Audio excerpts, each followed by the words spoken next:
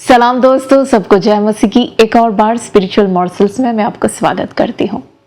हम सब हमारे जीवन में कष्ट दुख को उठाया है ना।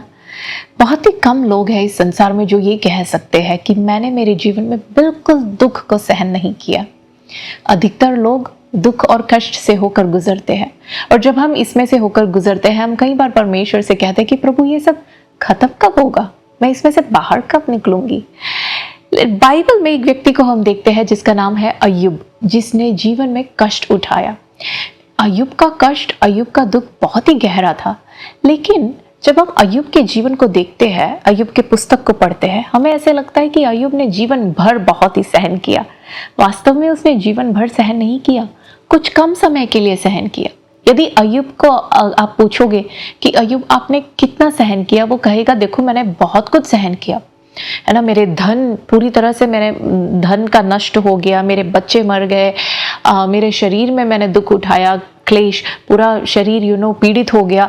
लेकिन वो कहेगा, अय्यूब के पुस्तक 7वें अध्याय के 3रे आयत में वो इस प्रकार कहता है, अनर्थ के महीनों का स्वामी बनाया गया हूं और मेरे लिए क्लेश से भरी रातें ठहराई गई है। यहाँ पे दो बात, अनर्थ के महीने, कुछ महीने थे जो उस कुछ महीनों का उसको दुख सहन करना पड़ा। एक पूरा साल भी नहीं था, एक साल से कम, ठीक है।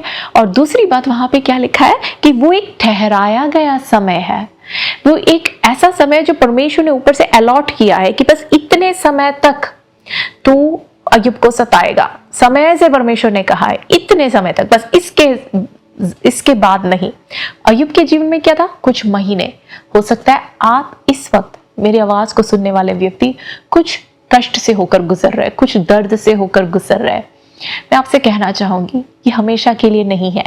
It is for an allotted time. ये प्रभु के द्वारा ठहराया गया एक समय है, ये अधिक समय तक नहीं है। हो सकता है आपके जीवन में कुछ दिनों के लिए, या आप में से कुछ लोगों के लिए कुछ हफ्तों के लिए, कुछ महीनों के लिए, या आप में से कुछ व्यक्तियों के लिए कुछ सालों के लिए। लेकिन उसके बाद वो ठहराया गया समय जब खत्म होगा, आप उसमें से बाहर निकलोगे, आप उसमें से बाहर निकलोगे। अय्यूब बाहर निकला, जी बिल्कुल।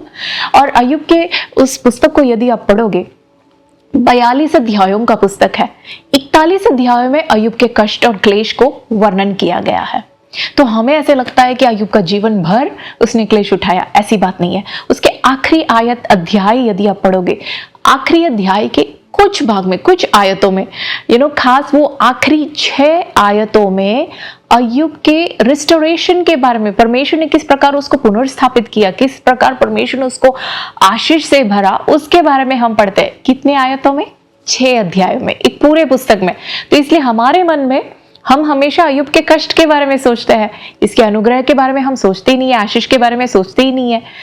लेकिन वास्तव में अय्यूब का जीवन यदि आप पूरा देखोगे, कुछ महीनों का दर्द, कुछ महीनों का क्लेश उठाया, लेकिन बाकी के 140 वर्ष अय्यूब के जीवन में आशीष भरा जीवन था, संतुष्टि का जीवन था, शांति का जीवन था, और देश में उसने आदर और सम्मान उसने अनुभव किया 140 वर्ष तक।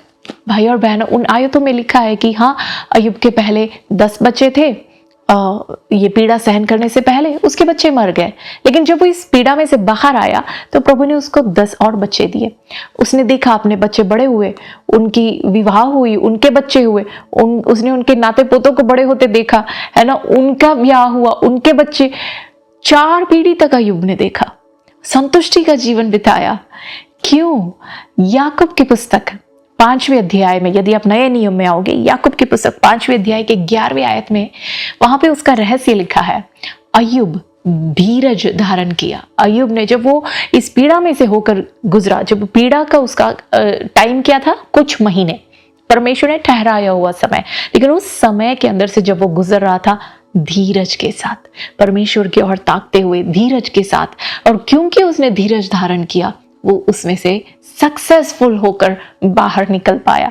उसकी पत्नी ये जानती थी, इसलिए उसकी पत्नी ने बोला, अरे परमेश्वर को त्याग दे और मर जा। क्यों उसने कहा? क्योंकि वो जानती थी यदि ये परमेश्वर को त्याग देगा तो बस वहां पे इसका जीवन खत्म हो जाएगा। क्योंकि वो परमेश्वर को पकड़ा रहा है तो उसके अंदर धीरज है और धीरज के साथ ये दुख की अवस्था से होकर गुजर पा रहा है।